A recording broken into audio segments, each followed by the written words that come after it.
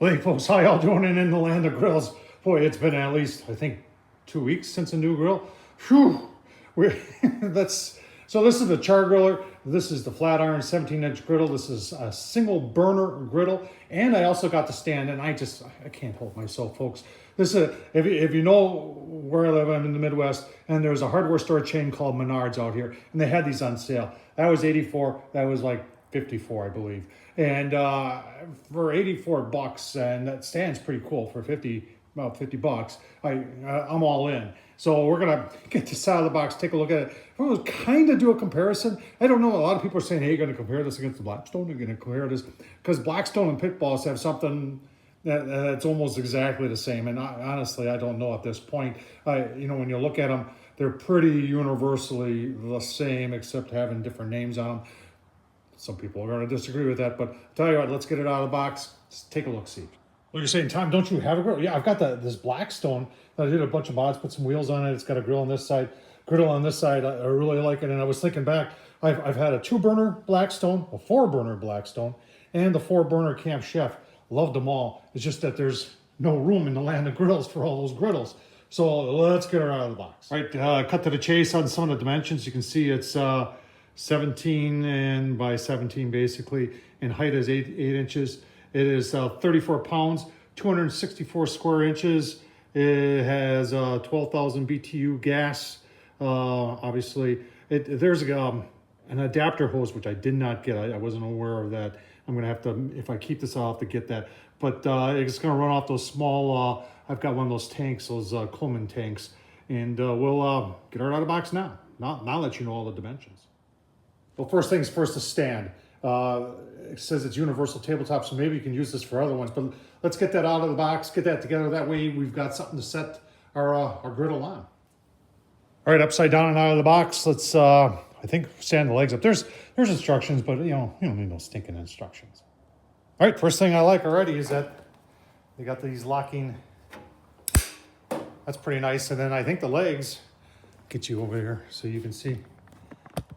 I think the legs are just by a screw here, and then you just pop them up and put them into place. That's pretty cool too, and they're adjustable. All right, all 4 legs are up, and you can see there's 4 dimples. I got them in the lowest dimple. That way you know they're all at the same height. Well, that's pretty cool, and that whole thing flips up. But you gotta do a little. You got a little blister pack with a couple screws. Those are some. Those are for your shelf supports, and then there's this angle thing right here, and that's for your gas, for your propane tank. All right, got the bracket for the propane tank and the brackets for the hold the lid. That is I actually like that a lot. So that gives you tons of room. So when you're using your little griddle here, that you've got a shelf right over on the top, and then I think what you can do is that that can fold up and you can store your griddle right on top of that. I don't see why not. Let's get the griddle out of the box. Right, and here's another cool thing. This thing is really well designed. I like it, but it expands. So you can see them right there. Those 2 knobs, you just loosen them up, and this thing expands out, so it's 28 inches all the way out. So you can use other, if you got 28-inch griddle or even a small grill. Like I was looking at putting some of those portable pellet grills on there, and I think it'll work. So this thing is very, very versatile. All right, got the griddle out of the box. Here's the bottom of the griddle itself. I'm just pointing out that they've got some stiffeners in here. Sometimes these griddle tops warp when they start taking on heat. So that's nice that they're doing that. And obviously it's not pre-seasoned, but seasoning is half the fun of it, because you get to put a whole pound of bacon on and just season the heck out of it. And you got bacon to eat. Right, you got a box, and in the box is the world's smallest grease cup. That is small, but it's a smaller grill. This is your regulator, and this is where you would put your 1-pounder on, and you can get an adapter for that. In fact, let me show you what that looks like. I've got a Weber one I think might fit. These things are pretty universal. So this is from the Traveler, and you can see right there, and it's got a nice long, and that would hook up to your 20-pounder. So we may take that off there and put it on here. It's just going to be easier to use than a 1-pounder, at least for me. So we got 4 leveling feet. They are rubber, so that's nice. It won't slide around. And then you've got your knob. Let's get her out of the box. We might as well take a look. There's your stainless steel burner. There's your igniter. It is a U-shaped type. Now, there's something important here I want you to see that I think is really good, is that they've got the bottom total covered, and they've got a couple just little vents on all three sides. That's to keep the wind from messing with your burner. And some of the earlier Blackstones, I think Blackstone's doing it with some of their smaller ones now too, is doing this to protect that burner so you don't have to worry about the wind getting in there and hampering your cook. All right, I haven't looked at no instructions, but I just put the rubber feet on first. That worked for me. All right, let's put the knob on. You can see there is a flat side, and the flat side lines up with the flat side here. And you just line it up, and there you go. Next thing we're gonna wanna take, this off, and then we're gonna put our regulator on there. That just comes out like that. And then this goes on like that, I think. That goes down. There we go. And it goes down.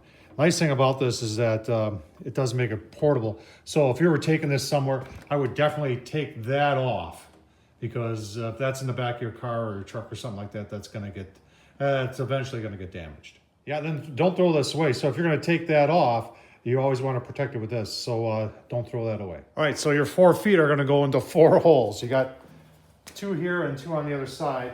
And they just slide right in like that. Makes it nice and sturdy. Now you're saying, well, what's the use for the rubber then? So if you don't get this table, say you got one of those, you can put it on top of one of those and it won't slide around. One of the world's smallest grease traps. And it goes right in there. Your top fits into the 4 holes that are on there. And you see you've got these pegs right there, and those go into the holes. You don't even have to really look. You just kind of feel your way around, and guess what? Assembly's finished. Right, and that's how your 1 pounder fits on there. Just make sure everything's tight. Recheck that before you use it. You should do that every time you take one of these on and off. All right, so for the first time, I just want to make sure the burner works. So without the top on, you just take your knob. You see my finger down there, and it's got no battery needed. You just turn it, push in, and then go. Yeah, and there she goes. We got flame, and you can see it's on the inside and on the outside, but on the outside it stops, and that's by design. Now the top, it probably wash it a little bit there. There might be some soap or something like that, but you're gonna want to burn it real good, because there's gonna be some oils on this thing that you want to burn off before you do anything else. And then just follow the seasoning instructions in the owner's manual.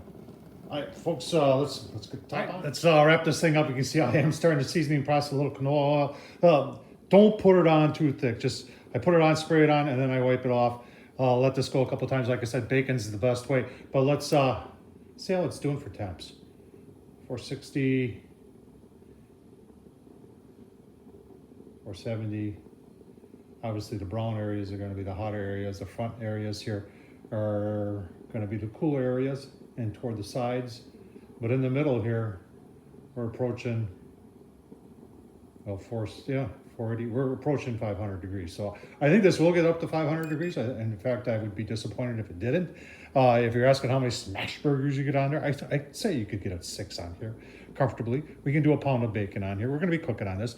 And folks, I'll tell you what, am I going to be putting it somewhere else? This griddle top,